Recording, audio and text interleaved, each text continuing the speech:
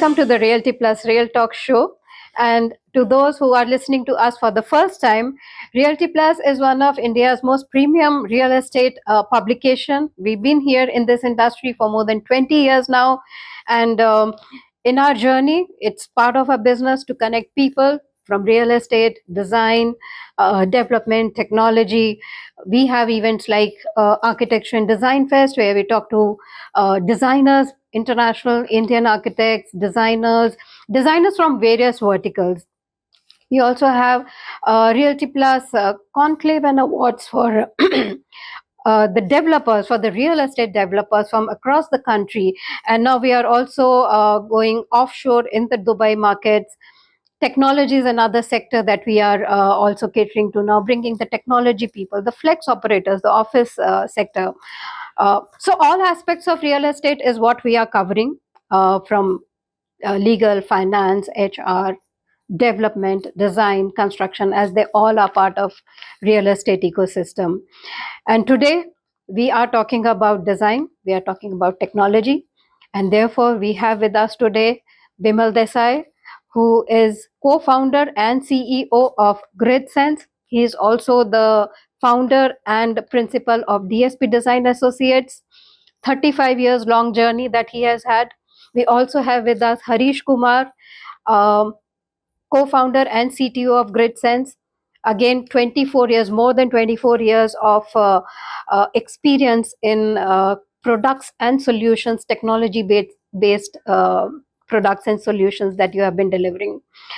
Um, Let me start with, what your journey has been. You've been, 35 years in design, DSP Design Associates, now into technology. What was your design journey like? What transitioned your journey towards technology? How did that happen? Swapna, it's very intertwined, right? Real estate and property technology cannot be segregated. Yes, the journey started for me from the design side and being an architect and designing large master planning and shell and core architecture, and then also doing large interiors for office spaces. The murmur of work tech integration into the office spaces actually started almost a decade ago.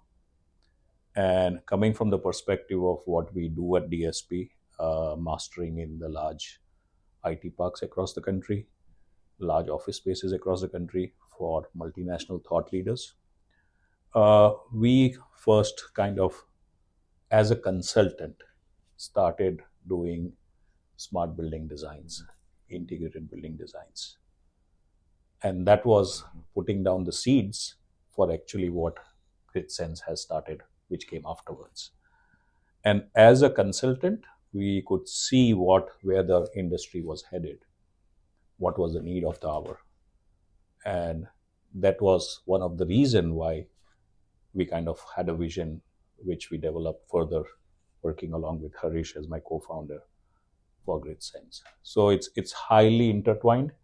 You cannot separate the two. Okay. Well, Sapna, if you look at what has happened over the last 12 years and before that, technology has always been there. It's always been evolving.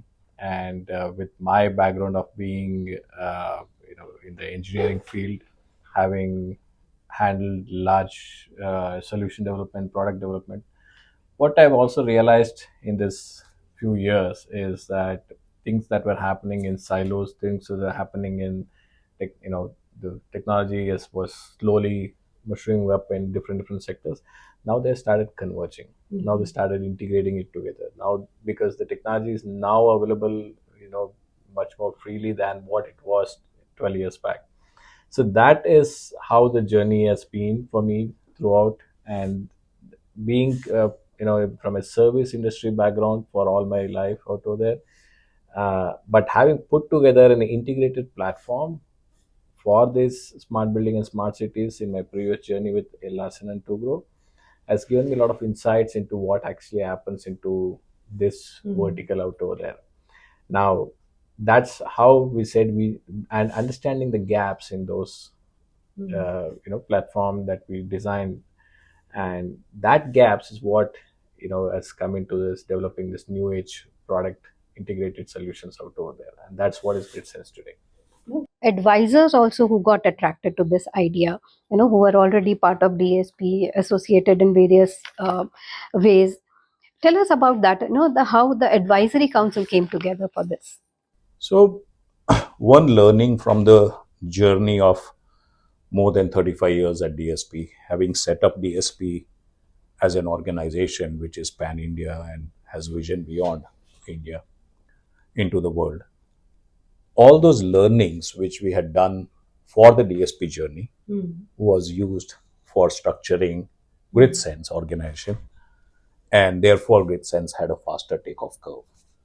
One of the biggest learning for us was how do we kind of leverage on our global partners.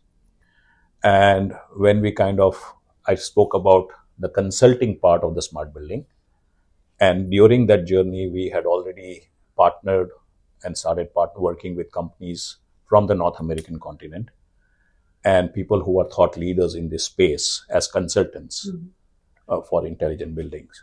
So one of our global advisory board member, Tom Shercliffe, he is actually founder of a world-renowned consulting smart building technology company called IB. Somebody like Tom coming in and saying, I don't mind being a global advisory board member, was music to our ears. And again, as you said, validation to the thought and the vision. We also have a few other global advisory board member. One is a very, very renowned and proven business entrepreneur.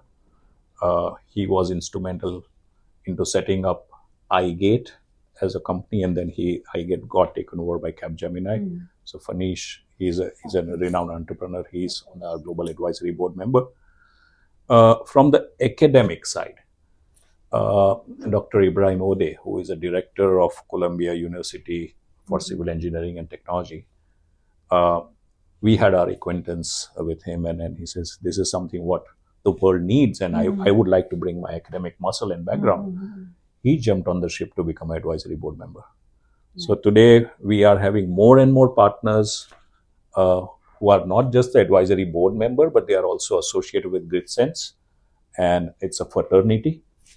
And that is the advantage which the global fraternity brings to something like Grydsense. The exposure of where the world is headed, what kind of solutions exist there. So they are our ears and eyes on ground, and they keep on challenging us internally and the technology team. That's how it works. But what's the vision for, like Bimal said, these advisors are our ears and eyes on the ground. According to what Grydsense vision is for this sector? Sure. So Grydsense, when we started putting this blueprint 7 years back, so we understood the gaps in the market, and we said our vision should be able to solve the industry problems in much more effective way, right? And effectively providing all the required use cases, at the same time implementing that use cases on time and in a much better ROI to a customer, right? Now the vision is from a technology point of view, decarbonization and sustainability, right?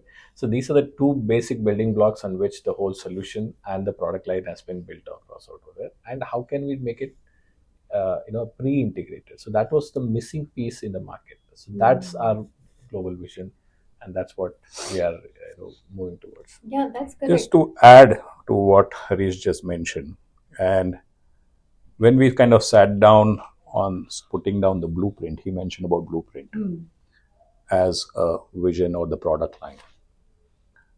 We did spend a lot of times doing R&D on what's existing out there in the market. We had the knowledge because we were already working as consultants.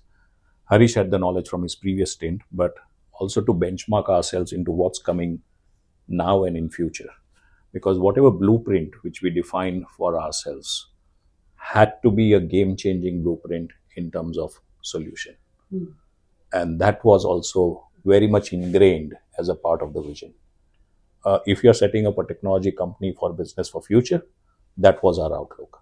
That it should be a game-changing solution. It should be a game. We don't look ourselves as product suppliers or product providers. We should always look ourselves as solution providers. And that was one of the things which was ingrained. But Bimal, I have to ask you, what exactly are the enterprises looking from smart PropTech? So before I talk about enterprises looking at the smart prop tech, I would kind of want to take a step back and touch point on what is out there in terms of solutions for the enterprises. So this whole space, as I said, in terms of smartness, intelligence, we started looking at this space more seriously around 8, 9 years ago. And it's not that the solutions don't exist out there, solutions exist. But the way the approach of the solution is what is the problem statement for the enterprises. Right? And why I say that is enterprises and thought leaders in the world today, uh, they want their building to be smart, intelligent. What I mean by that is in terms of operational life cycle of the building, right? Because that is when the smartness and the intelligence of the building counts. Once the building is designed or office is designed and it is inaugurated and started, that phase is probably, depending on the project size, 1 year, 2 years, 3 years. But the life cycle of the building, if it's purely interiors, is around 8 to 10 years before they kind of look at renovation. Or if it's a building, then the life cycle is 20, 25, 30 years. So from an enterprise perspective, what they are looking for is how do we make our building operationally more efficient?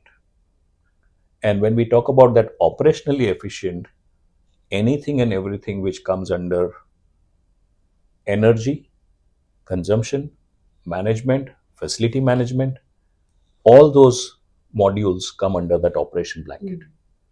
So enterprises across the world today are looking to make the real estate more intelligent and smarter from this perspective. Something changed post pandemic. As most of the companies started migrating to hybrid kind of workspace operations, and different patterns emerge across the world. North America behave differently, Europe differently, Middle East differently, India differently, Southeast Asia, Australia behave differently. But now what has been added as another problem for those enterprises is how do I manage my physical space more efficiently without over expanding or having too small a space with the best efficiency, and how do I optimize my physical space to match my hybrid operations work style. That problem statement got added now in the last 3 years or 4 years. So that is what the enterprises are looking at: how to manage my space, my portfolios, how to make it operationally more efficient. How is AI integrated into this entire scenario? See, AI has been there for the last 10 plus years now, and it is growing. Right now, it's AI is there in every part of the building structure out there. So when we talk about even right from the construction stage, AI is integrated out over there. So from our technology point of view, when we talk about post construction, the AI is integrated right from the edge, right from the product that gets installed, the sensor gets sensing the elements out over there, all the way up to the there's this cloud, which is basically managing the building autonomously. So that is how the entire AI roadmap has been there throughout. So the sensor senses, it understands, it has become more intelligent to see how many people are there, what kind of air quality is inside, how efficiently can it manage that particular space? Is the space getting used, not used? What type of settings are there? Are they continuing to be there, managing, monitoring the set? Everything is done just by one sensor. That's the AI that is built into it, and that's becoming more and more powerful as we move forward.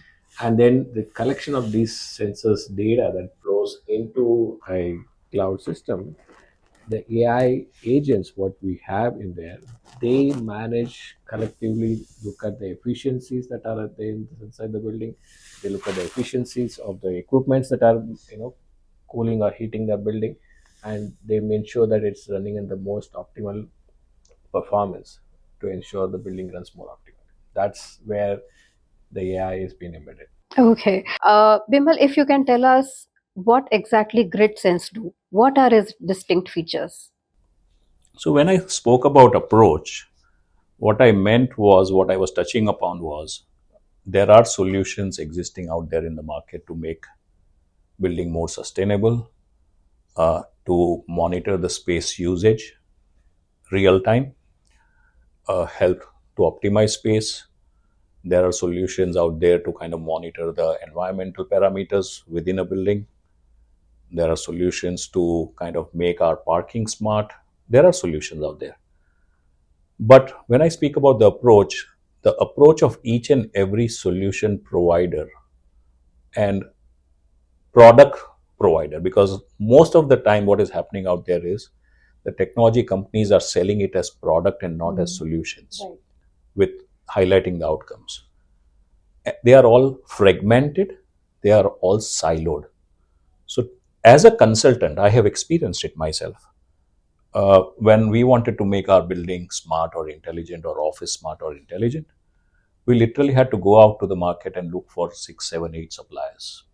Somebody to kind of monitor the space, somebody to kind of manage the energy and decarbonization through lighting controls, somebody does similarly through HVAC controls, somebody doing air quality monitoring. And then we bring 6 or 7 solution providers, put them in one environment, and then go out and look for a third party platform to make them all talk to each other. Right. Now, in doing so, the challenge is these solutions which are siloed are inherently not designed to talk to each other, communicate with each other. They are made to communicate for an outcome which the client wants through the platform. Therefore, the communication is ineffective. Therefore, the output is ineffective. Now, that problem statement became a part of our vision. So today, how we are different? First of all, there are hardly few companies in the world today who can say that I have a platform and I also have devices. We have our own devices which gets talking to our own platform, but we also can integrate third-party devices. So there are hardly few companies in the world from that space. Right. So that was first differentiation for Grydsense, and that is a big differentiation. And then when we talk about devices, which is mainly essentially, as Harish spoke about, is sensors, they kind of talk about in terms of, again, what we have done innovation there is it's an integrated sensor.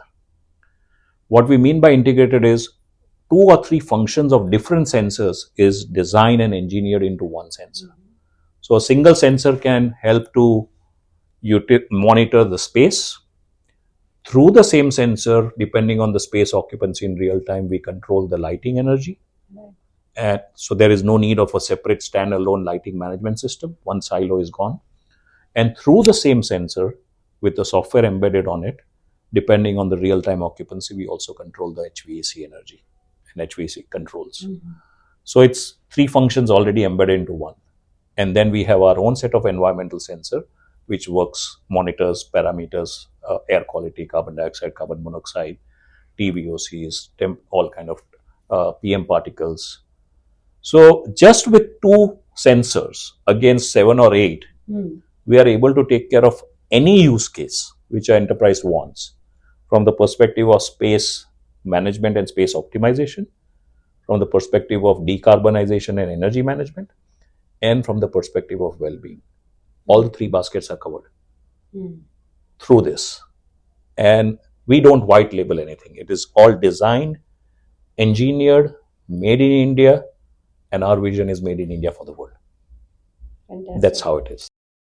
See, traditionally, if you look at how buildings are managed, there is a SCADA system, and then there's an operator sitting and monitoring and operating the buildings for various changes, right? And various needs of the building out over there, and looking at any troubles, any alerts that the system would raise, and addressing that. So that is how traditionally it's been there.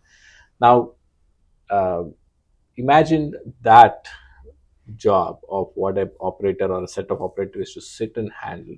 Imagine AI doing that.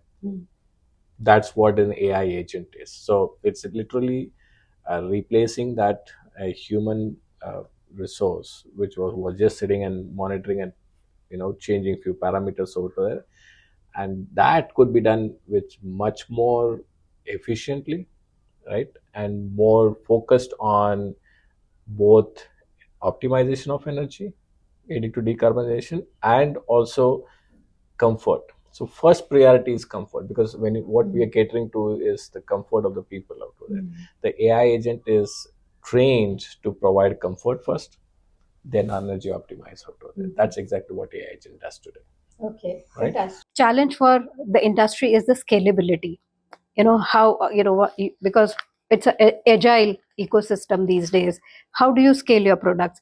How do you are you on how the Grydsense is addressing this scalability challenge that the industry faces today? So, you know what? It's a very relevant question what you put.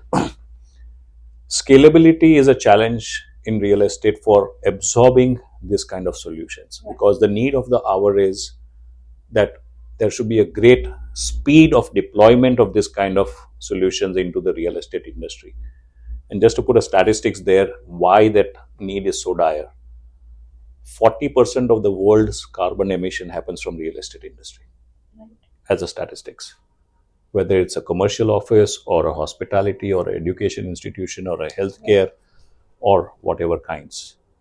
So there is a great urgency as we all, as countries and enterprises and organizations, work towards achieving our decarbonization goals, to scale this kind of solution faster in the industry. But as I was saying earlier, because of the way, and I am still surprised because still 95, 96, 97% of the solutions or the products out there have very siloed approach. They don't see how to, they are not kind of able to crack that puzzle on how do we make it simple, how do we reduce the moving parts, and therefore we address the scalability challenge. And that is where Grydsense stands different today. That is the reason why we are seeing some great reactions in terms of receiving our solution from enterprises. We have also started moving towards addressing our solution towards REITs and developers, because that's a big part of the real estate industry. That's right. Whether it's a multi-tenanted building or whether it's a standalone building or build-to-suit, build-to-suits are owned by the enterprises. Right. And we are just launching our new business model now, which is just last week launched, focusing mainly on the developers and the REITs. And what we are calling that is powered by Grydsense. It's a very similar analogy. If I kind of give you what's our aim, is as simple as Intel inside. If you look at any computers, there is an Intel inside, there's a chip inside, right? And it has become so synonymous. Right. The way we are wanting to address this market is make the buildings smart and intelligent from the day it is planned, and the new buildings which come up. Right. Also, the way the system is designed for us, it's very easy to address the retrofittable market too, because all our solutions are wireless. Yeah. And that powered by Grydsense model is what we are going to be kind of putting down for the developers and the REITs, where they can go and brand their building as smart building from day one. That is what is also going to address the scalability. Okay. Data privacy, data security becomes a big issue, all over. So Harish, how you are securing that in this product? Okay, so first of all, we don't store any personal information. So there is no PII. We're not, and all of that data that we are trying to get are on the edge processing part. So that's where it starts. The origin is where we ensure that the data that coming out of our product or the sensors does not contain any personal information out over there. First thing, and that's why we made that as the key AI enabled edge processing device. So that's where it starts from, and then that gets transmitted out over there in a very secured manner, because we ensure that the security that we have used is enterprise grade. So any enterprise today, the requirement as required in 2025, there are specific check marks, and we address all of that. And then the way they get data pushed to the cloud, the way the data is stored, and the way the process is laid down to ensure that the data is accessible only by the required function folks allows us to provide this end-to-end security and ensuring that there is no privacy information that is getting logged, and there is no privacy information that is getting given to individuals out there. Okay, fantastic. Another additional, earlier on you mentioned about decarbonization and sustainability. How is that, being integrated, and indoor well-being? How these three things, ESG is becoming a mandate for all the enterprises now. So, Harish, how are you integrating these three factors in this platform? So primarily, again, we start with what are we addressing? Inside a building, we are addressing the people, right? So we're providing comfort to people. We're providing ambient light to the person sitting out over there and working on this day-to-day tasks. Now, first thing, we start from there, where we understand how many people are there, how they're using the spaces, where they are seated, what's their affinity to spaces out over there. That's what the system understands. That's what the sensor picks up. Now, that forms as a basis of data for all our further processing out over there. So the data of people, the data of air quality. Now because we understand the carbon dioxide levels inside, we know the number of people. Now we also understand the carbon dioxide levels outside, the air quality outside, the PM levels outside. Now then the AI agents which are managing this whole building takes this data as an input, and it makes the intelligent decisions what has to be done out of it. So that helps in maintaining the overall experience, and at the same time, as the people reduce, as the day goes by, when the number of people tapers down, it will readjust your HVAC systems, you readjust your lighting systems to start shutting off, thereby saving a lot of energy out over there, right, leading to decarbonization. That's how the system works. Okay. So when he mentions about the AI agents, these are artificially intelligent agents, so to say, sitting on the system, AI agents, and he referred earlier to. This is how the artificial intelligence is embedded on the platform. And these are going to make the running of the building like autonomous car autonomously. That is the future of the buildings.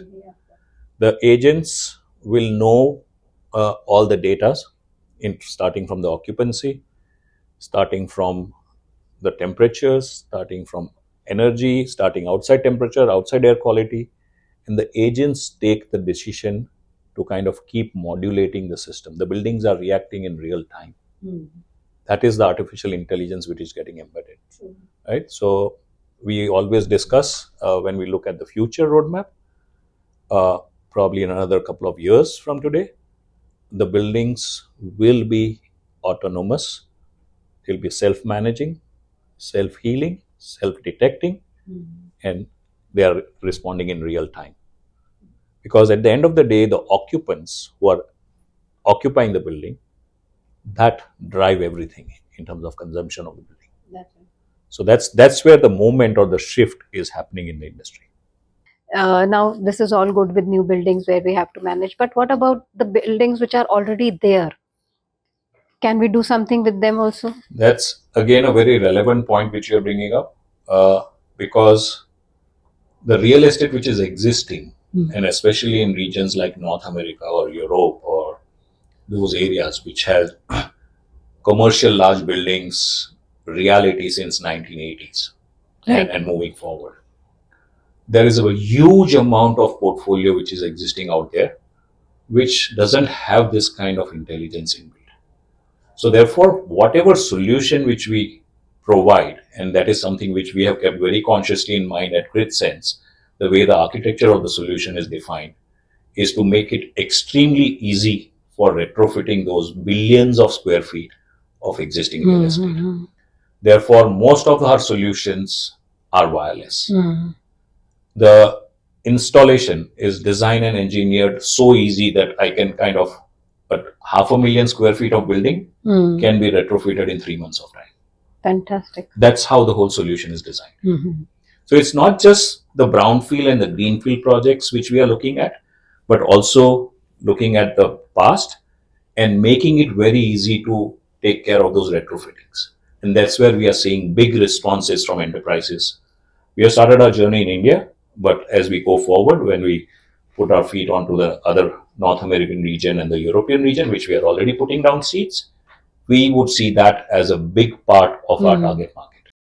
Harish, how does it help in managing the real estate when enterprises, organizations are working in a hybrid mode? Because occupancies fluctuate like crazy. Yeah, so when you're working in the hybrid mode, if you look at what challenges they had, was to understand when the office space is getting filled, right? Which teams are coming when. At some point in time, when the hybrid was initially introduced post pandemic, suddenly the office space were filled to the brim because everybody came 3 days a week, right? So my Tuesday, Wednesday, Thursday, but Mondays and Fridays more or less empty, right? So that's a challenge that everybody had. Now, because of those 3 days, are we going to go and take newer spaces?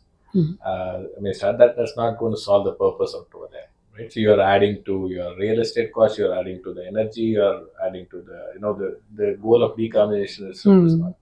So how do you manage these particular spaces out over there? How do you understand what is getting used? People used to book and come to office, or people used to work in a online mode out over there. So what was the right? Nobody understood what was happening. Right. That is when the solutions like us provide them the key insights of which spaces, what, how, when are getting utilized out over there. That insights will help the teams, the space, especially the space planning, managing teams of enterprises, to give the right guidance to the business groups and spread out their office plans, and at the same time see what spaces are getting used, what spaces are not getting used. Can they expand their existing portfolio itself rather than taking up newer spaces? Right. These are the challenges which our solution is solving because of these hybrid workspace out over there. Right. So that's the key focus. And at the same time, when you talk about this hybrid workspace, there are a lot of inefficiency that creeps in. So people decide to come to office, they book some certain spaces, and they don't turn up. Ghost bookings. So what do you do with that? So the products, the solutions, what we have today, and we take care of those ghost bookings by constant monitoring. They understand the spaces booked, and they also understand this nobody turned up. So they will automatically release it from the system.